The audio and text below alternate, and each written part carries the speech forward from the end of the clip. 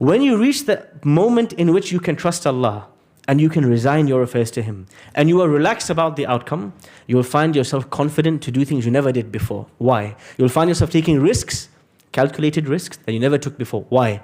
Because you trust. I have to just take the plunge and Allah will guide me to the pearls in the sea. Many of us, we want to from afar look at the sea, theorize about the beauty of the pearls, talk about the pearls with our friends, and imagine somehow that they will manifest itself. But it is only he who is ready to take the plunge, dive in, take the risk, hold your breath, and make an attempt. It is only they who will get the pearls in the end. Imam al-Shafi'i makes this point when he says, بِقَدْرِ الْكَدِّ تُكْتَسَبُ الْمَعَالِ وَمَنْ طَلَبَ الْعُلَى سَهِرَ اللَّيَالِ وَمَنْ رَامَ الْعُلَى مِنْ غَيْرِ كَدٍّ أضاع العمر في طلب المحال تروم العزة ثم تنام ليلا يغوص البحر من طلب اللآلي. He says, if you think that you want to reach high places, but you want to snore at night, you're never going to get there. Don't you see that in order to get pearls, people have to dive deep into the sea? It takes tawakkul in order to take such risks. How do we actually achieve this trait of trusting Allah subhanahu wa ta'ala with our affairs? And how do we rise in the ranks? The first step is you need what we call wakil glasses. What are wakil glasses? Every incident that happens in your life, the way you look at it and the way you interpret it, this alone can change your life completely. How you describe what's happening to you and how you understand it and how you frame it is half of the journey of the soul. Something bad happens to you. Your mother passes away. Your father passes away. You lose your wealth in an investment. You go through a divorce. You go through a challenge at work. Somebody's taken you to court for something you never did. You're going through some challenge in life. The first thing to do is when you look at this, to remember, Allah is my wakil. The one who sent this to me is my agent, my trustee. The one I have trusted all of my affairs to. He is the one who's put me in this situation. Who is going to take me out? The one who put me in can take me out. If He willed it for me, it is the best thing for me. This is the first way to frame the situation. The second thing, I am not anxious or in a rush or in haste to get out, especially if my hands are tied. Because I know the one who put me in here, Al-Wakil, put me here for a wisdom. And it is just a matter of time when His wisdom dictates for me to be left out. I will not be here 1 second long than He wants me to be, nor 1 second less than He wants me to be. And this is the attitude of Yusuf alayhi salam in prison. He is not in prison of his own accord. He's there out of his control. Ibrahim alayhi salam didn't choose to be in the fire. Yunus alayhi salam didn't choose to enter the whale. Oftentimes you end up in situations in life you never chose, but Allah chose for you. When we are in situations out of our control, we have to be sure, absolutely certain, that there is a silver lining, that there is a plan, there is an exit, there is a better outcome, because Al-Wakil sent it to me. Why would I worry? I trust Him more than I trust my own parents, my own children. Why would I worry? If my mother chose to send me to prison, she was 100% saving me from something worse. And so, if you look at, first of all, and perceive the situation in this way, it's not possible for you to be extremely stressed out or suicidal or extremely anxious. Why? You're reminding yourself, Hasbi Allah wa ni'mal wakil. I trusted myself and my affairs and my day-to-day situation to the best agent, the best trustee. Why should I worry? We have to realize our control is fake. It's an illusion. Now human beings think that they can do genetic engineering. They can control animals. They can control the taste, the size, the color of the chicken that we eat on our plates. Everything we feel that we have under our control. Somehow, some way we can manipulate it. One of the important parts of tawakkul is realizing the powerlessness of human beings. And how sometimes Allah subhanahu wa ta'ala does things with no asbab. In a completely miraculous way. Allah makes things happen. In your experience of life, you may have experienced such things. Something happened, a job came to you, you never asked for it. A proposal came to you, you never looked for it.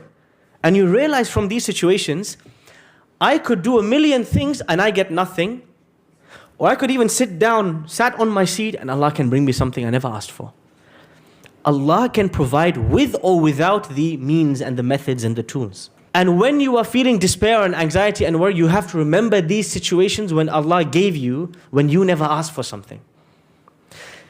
Maryam alayhi salam, when Allah says to her, you're about to have a child, what's her reaction? Does anybody know? She questions Allah. She's shocked.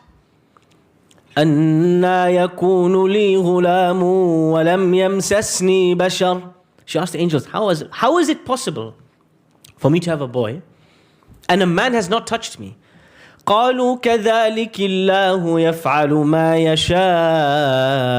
يَشَاءُ. That's how Allah is. He does what He wants. You've kind of forgot at some point on the journey that it's not you going through the reproductive means that produce the child. Allah creates the child directly. You're just going through the process, but Allah creates directly. It's nothing to do with you. It's to do only directly with His intervention. When Ibrahim alayhi salam is congratulated, him and his wife are congratulated with a child. What's the reaction of Ibrahim alayhi salam's wife? She was amazed. Whoa, how is it possible for me to have a child? قَالُوا أَتَعْجَبِينَ مِنْ أَمْرِ اللَّهِ. They said, how can you be amazed at Allah's command? Why? Because just like Maryam alayhi salam, just like the wife of Ibrahim alayhi salam, we get used to the idea that it's my CV that brings the job, and it's this reproductive process that brings the children, and it's these steps is what brings a child. And we are shocked at the idea it can come with no steps. And this is the second way to increase your tawakkul, to remember the stories of people and the stories in your own life when things happened without you trying, without you seeking, without you going out of your way, Allah brought it to you. Now you think about in your own life, what are the things you were given, you were provided for, without looking, without asking? If you think about those things, every time something goes wrong in your life, every time you're stuck in a process, I'm trying to look for a wife, I can't find a wife, I'm looking for a job, I'm stuck, and you feel anxious about it, remember Allah has provided for you with nothing. And this is why in the Quran Allah says, وَمَا لَنَا أَلَّا نَتَوَكَّلَ عَلَى اللَّهِ وَقَدْ هَدَانَا سُبُلَنَا. How can I not leave my affairs to Allah when He showed me how to get here in the first place without me trying? He showed me how to get here. Surely I can trust Him for the remainder of the journey. One of the interesting statements of the Prophet ﷺ when it comes to trusting Allah is that he says, if you want to learn how to trust Allah, you have to go and watch the birds. Seriously, you have to go watch the birds. Weather's good, go find somewhere, go bird watching. Watch a documentary about birds. لو أنكم تتوكلون على الله حق توكله لرزقكم كما يرزق الطير.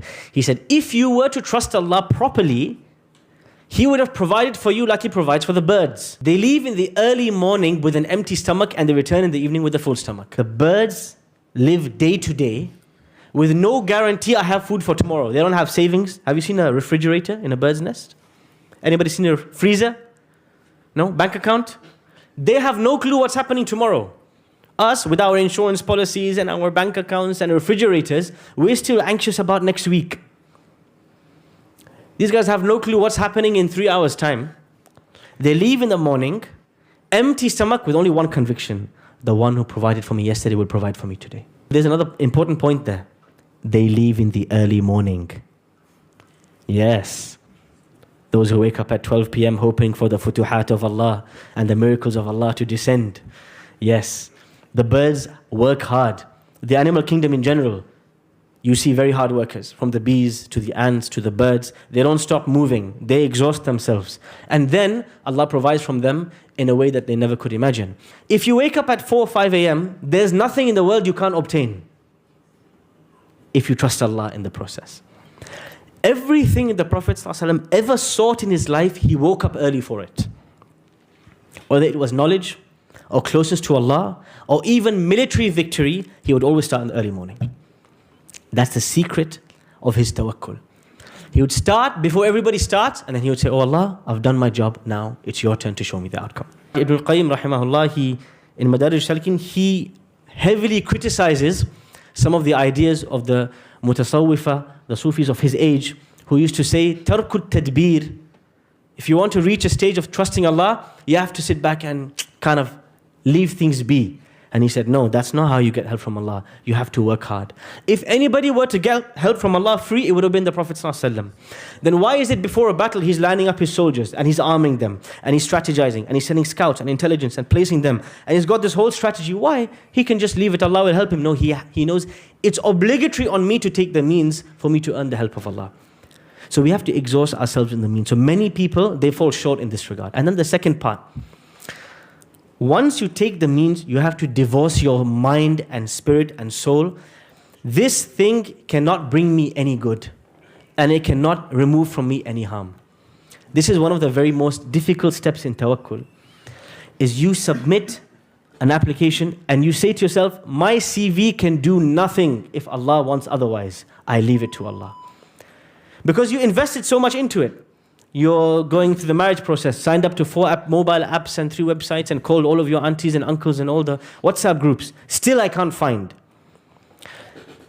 Are you trusting the groups and the websites, or are you trusting the one who created them? One time one of my teachers told me, he said, you know, when you leave the house and you say, Bismillah tawakkaltu ala Allah, and you lock the door of your house. He said, are you trusting the lock? Are you relying on the lock to protect the house? Because you know your whole house could be on fire and could leave just the door and the lock standing. Because sometimes we get obsessed with the tools. We get over-invested in the people. We get over-invested in the process. And then Allah subhanahu wa ta'ala shocks us. The lock doesn't work one day, someone burgles the house. The friend that you trusted, they take your money and they run away. And it's Allah sending you a message. Anytime you put too much hope and too much trust and reliance on a person or a tool, I'm going to disappoint you to realize there is only one who will never disappoint you, which is Allah subhanahu wa ta'ala. The Prophet sallallahu alayhi wa sallam says, وَارْضَ بِمَا قَسَمَ اللَّهُ لَكَ تَكُنْ أَغْنَى النَّاسِ. You want to be the richest of people? Be content with whatever Allah gave you.